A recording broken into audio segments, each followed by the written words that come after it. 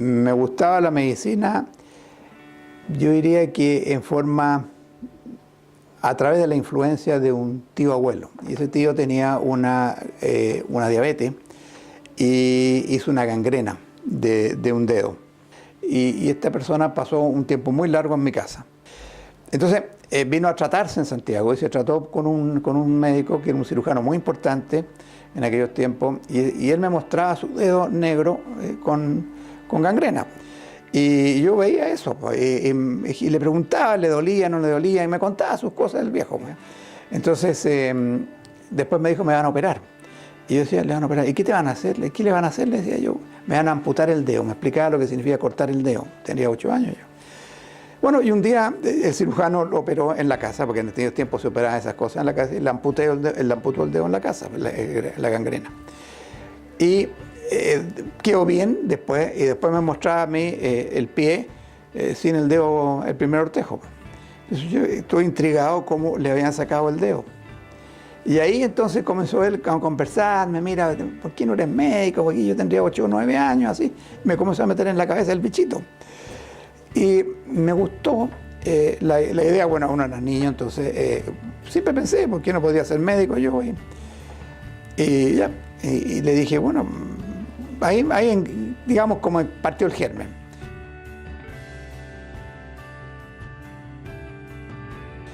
Y después, ¿por qué quise ser cirujano? Yo entré a estudiar medicina para ser cirujano.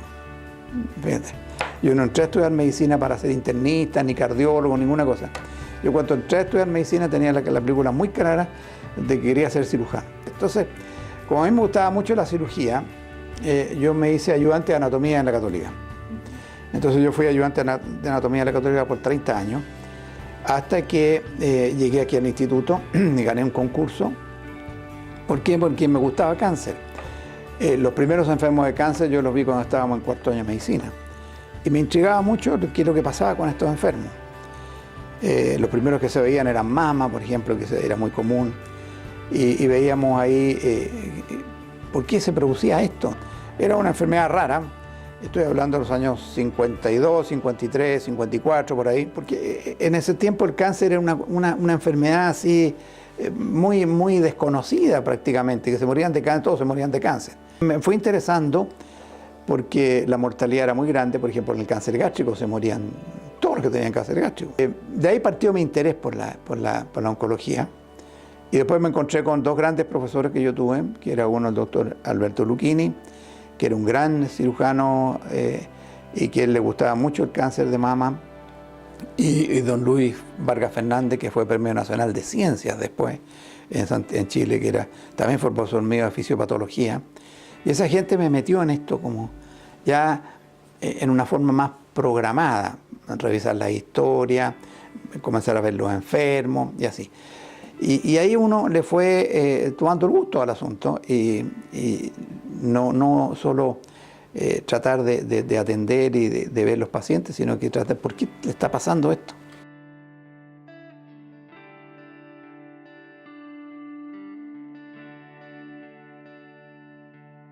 Entonces, era tal la cosa que, por ejemplo, en los principios de 60, por ahí, había quimioterapia que se hacía, una sola droga se colocaba, y del 60 para adelante los americanos ya metieron la poliquimioterapia. Entonces comenzamos ya a usar no una droga, sino 2, 3 drogas, y hasta 4 drogas por paciente para cáncer. Y veíamos qué resultados teníamos. Bueno, esto pasó alrededor de los 60 por ahí.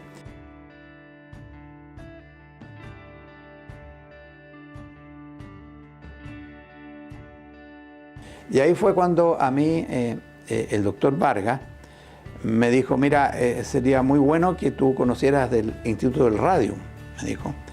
Porque el Instituto del Radio, que era este de aquí, él tenía un cuñado que era el director.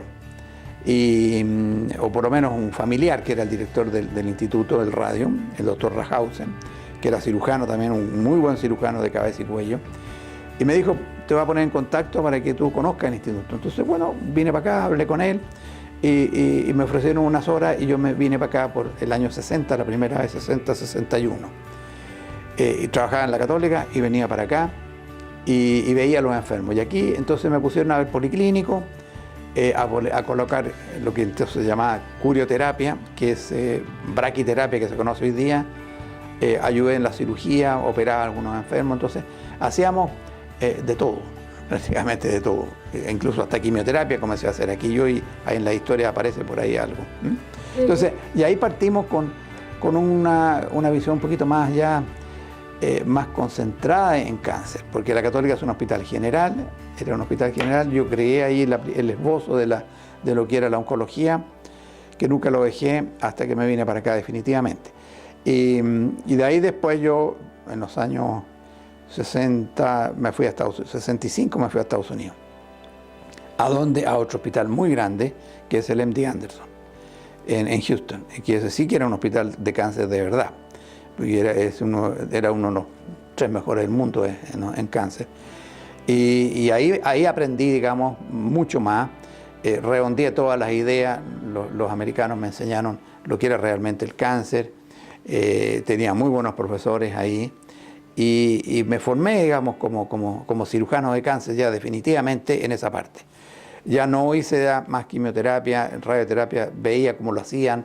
Quimioterapia estaban ya en pleno desarrollo ellos allá. Pero ya ahí entendí lo que eran los equipos de esto. Porque uno no puede ser totipotente a hacer todas las cosas. Y volví para Chile, entonces la idea mía era crear un centro de cáncer, como lo había visto allá. Pensé hacerlo en la Católica, entonces hice todo el esfuerzo por trabajar allá, formé gente en la Católica y comenzamos a vislumbrar cómo se podía hacer un centro de cáncer. Y ahí formamos el Centro de Cáncer de la Católica. En un momento vimos que el desarrollo en un hospital general estaba constreñido, porque no se podía hacer lo que uno quería hacer, porque el hospital general es otra cosa al centro de cáncer. Entonces me acordé del Radium y volví de nuevo para acá. Ya había otro director, entonces me volví para acá y le expliqué y bueno, me recibieron y comencé a trabajar acá. Comenzamos a trabajar aquí y aquí estuve un tiempo, después me volví de nuevo a la Católica hasta que me gané un concurso. Y el concurso me lo gané en los años 80, llamaron a concurso. ¿Por qué? Porque este hospital, si bien era el Radium, el Instituto Nacional del Radium, era separado, era una institución que estábamos en los terrenos de la Chile, pero este edificio también es terreno de la Chile. Entonces, llamaron a concurso, el director del área llamó a concurso para hacerse cargo del servicio de oncología, ¿ya? Servicio de oncología, dependiente del Hospital San José. Y en ese momento yo gané el concurso para jefe de servicio. Entonces, gané ese concurso. Y lo primero que, como ya lo conocía, porque había estado antes, lo primero que hice fue decir, bueno, aquí hay que hacer un hospital. Y comencé a pelear por el hospital y a la autoridad de ese momento les vendía la pomada de que había que hacer un hospital. ¿Y cómo se hace un hospital? Primero separándolo. Entonces, mucha gente que yo había estado antes me conocía aquí, que ya algunos han jubilado, otros todavía están, entre ellos la Chelita, y otras personas más.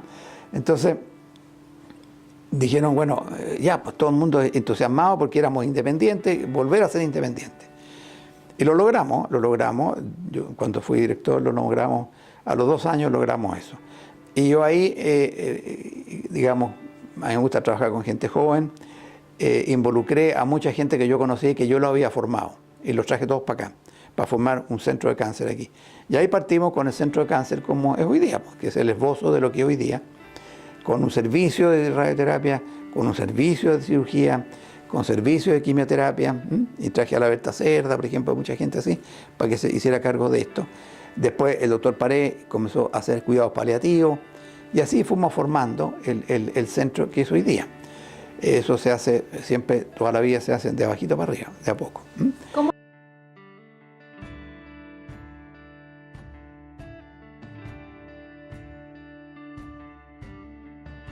El instituto ha pegado un estirón. Yo lo que les he dicho a la autoridad en este momento es que el instituto es igual que un niño, que un adolescente. El adolescente de 17 años o 16 años, de repente creció, pero está vistiéndose como si tuviera 12. Entonces el terno le queda chico. Y anda con pantalones cortos, anda con la chaqueta apretada, todos los botones tensos, no tiene la ropa que corresponde a uno de 17 años. Este instituto le pasa eso. El hospital está, lo que nos falta es el edificio. O sea, ¿qué es lo que hace falta aquí? Hace falta cambiar la ropa, sino que hay que cambiarle, sacar de este cascarón y poner un edificio nuevo. Y ese edificio nuevo entonces se va a expandir al tiro. ¿Por qué? Porque tenemos todo, tenemos el personal, que es lo más importante, el hospital existe, si el hospital son las personas, no el edificio, están equivocados. Entonces esas personas son las que las tenemos aquí adentro. Yo a usted, si me dan eso, en 48 horas lo cambiamos y el hospital está funcionando. ¿Dónde está entonces la diferencia? ¿Qué es lo que ha pasado con los hospitales nuevos que han hecho? No han tenido a la gente, tienen el edificio. A nosotros nos falta el edificio, no la gente. La gente está. Eso es lo que he visto yo. El hospital se ha desarrollado a una velocidad muy buena. Estamos haciendo cosas muy importantes en cáncer. Las publicaciones que se hacen son buenas. Nos conocen en todas partes, pero nos falta, ¿qué? La cáscara, nos falta el edificio. Y eso es lo que tenemos que conseguir.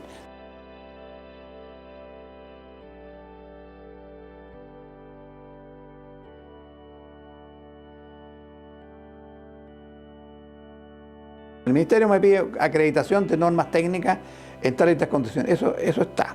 Hay falencias, por supuesto, por las razones que le doy, porque este edificio no está para esto. Este era una maternidad, está adaptado. Nosotros necesitamos un edificio nuevo para el hospital. Segundo, la acreditación de las personas y de los programas. La acreditación de las personas pasa por la acreditación ya técnica de las personas que están desarrollando en este hospital la función de tratantes de cáncer. Y eso parte desde el médico arriba hasta el más abajo. ¿Y cómo lo vamos acreditando? Vamos acreditando por estamento. O sea, los médicos para que hagan cáncer tienen que tener una acreditación. ¿Y qué acreditación es? Su currículum y su expertise. Y eso uno lo ve en los exámenes y en las cosas que les piden. ¿Cuál es su formación, doctor? Mi formación es cirujano de cáncer, demuéstremelo. Yo tuve que ver ese asunto, cómo opera usted, cuánto sabe, qué conocimientos tiene. Entonces, pero sí, con este conocimiento yo puedo entender lo que hace el radioterapeuta, lo que hace el oncólogo médico, lo que hace el cirujano. Entre ellos se pueden hablar qué es lo que hemos hecho. Entonces, esa es la acreditación de la palma de la mano, de los conocimientos de la gente que trabaja en cáncer. Y con eso tú vas a tener un buen resultado porque tienes una uniformidad. Por eso el enfermo ingresa aquí a un equipo, que es lo que tienen que, esa es la idea, no son personas, son un equipo que está constituido por personas, por supuesto que sí. Pero el enfermo que entra por la puerta tiene que ser atendido por un equipo. Y ese equipo es lo que le da la diferencia al hospital general. Eso significa que un hospital de cáncer como este es distinto a un hospital general, que tienen que entenderlo. El hospital general tiene un servicio de oncología. Sí, señor, puede tener un servicio de oncología. Pero ¿dónde está la mamá? Aquí. Este es el que tiene que dar el órgano rector, entregar la información, formar la gente que venga para acá a formarse aquí.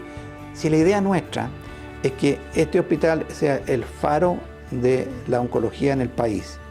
Esa es la idea. Entonces, mi intención era esa y eso fue un poco el objetivo de marcarle la dirección al instituto. O sea, crear un gran centro en que enseñe a la gente, haga docencia, forme gente, y como tenemos que formar gente bajo un paraguas universitario para que tenga valor, hemos entonces hecho estos convenios con las universidades para que la universidad nos ponga el paraguas de los programas. Y esos son reconocidos después por la academia, porque las cosas tienen que ser así, pues. No es así a la buena de Dios.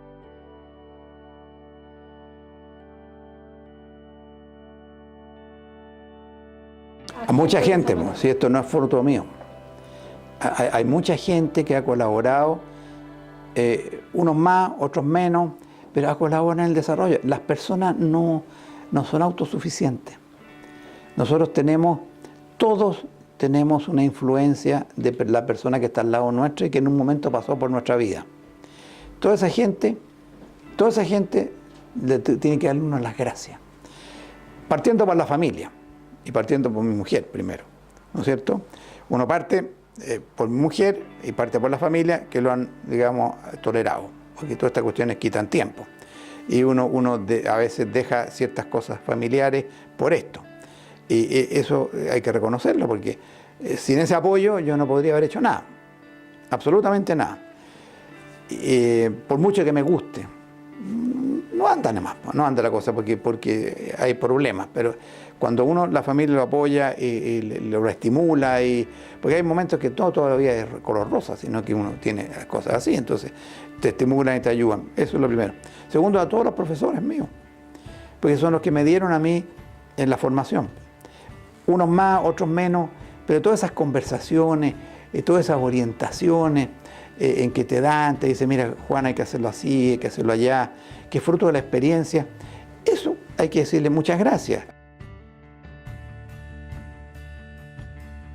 Yo diría, los pacientes son los que más te enseñan. El paciente es el que te hace aterrizar, y te aterriza de la mejor manera porque te dice, oye, yo estoy aquí, pues. Entonces tú tienes que verlo, tienes que meterte dentro del enfermo y decir, ¿qué me gustaría a mí que me hicieran en este caso? No qué es lo que yo le voy a dar a él, qué es lo que me gustaría a mí, y eso tengo que entregárselo. ¿Por qué? Porque ese enfermo está sufriendo mucho y está sufriendo tanto que te está pidiendo ayuda. Entonces hay que darle gracias a los enfermos, pero sobre todo, y hay que ser humilde para eso, hay que darle gracias a Dios. ¿Por qué? Porque yo he visto mucha gente que ha estado al lado mío y que se ha muerto. Y a uno lo mantienen vivo, no lo mantiene vivo uno, lo mantiene vivo Dios a uno. Entonces eso hay que dar gracias. O sea, mira, esta carrera es de servicio. La carrera de medicina es una carrera de servicio. Nosotros estamos para servir a los enfermos. A ver, atender a esos enfermos es lo más satisfactorio que le puede pasar a una persona. Porque desnudarse, no solo física, sino que intelectualmente y con su alma incluso, frente a una persona extraña y conversar con ella y entregarle todas sus angustias y sus pormenores y sus cosas, es una cosa, es profundo eso. Estamos tratando seres humanos y es profundo. Seres humanos igual que uno, ¿no? Claro, entonces tú tienes que ponerte en el pellejo de esa persona, es en el lugar de ella. ¿Y qué harías tú? Entonces, ¿qué esperas tú de la otra persona? Esa es la manera. Si tú entiendes eso, vas a hacer la medicina fácil.